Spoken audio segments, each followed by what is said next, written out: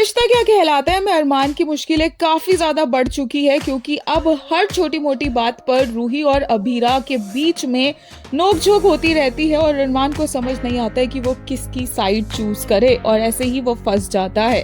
आने वाले एपिसोड में होगा ये कि अभीरा पैचअप करने के लिए फूफासा के घर कस्टर्ड ले जा रही होगी कि रूही उसे रोक देगी और कहेगी कि वो चुपचाप से घर पर बैठ जाए और कोई तमाशा क्रिएट ना करे। और इसी खींचमतानी में अभीरा के हाथ से कस्टर्ड की ट्रे छूट जाएगी और सारा कांच जमीन पर बिखर जाएगा जो अभीरा को लग जाएगा और रूही को भी बुरा लगेगा। रूही उसे संभालेगी लेकिन अभीरा उससे दूर होकर वहाँ से चली जाएगी।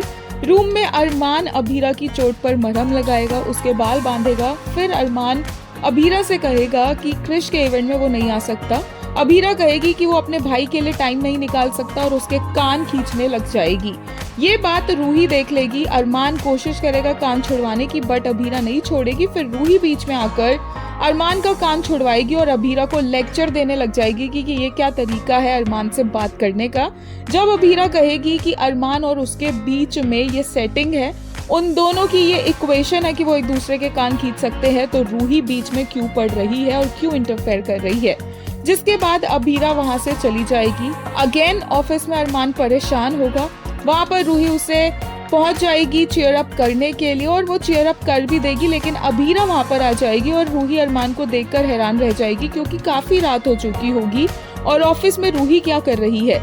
अभीरा जाकर कहेगी कि रूही होगी अरमान की दोस्त लेकिन वो अरमान की पत्नी है और हमेशा पत्नी का दर्जा दोस्त से बड़ा होता है। रूही कहेगी कि वो दोस्त जिंदगी भर रहने वाली है लेकिन अभीरा उसकी वाइफ सिर्फ 1 साल के लिए है।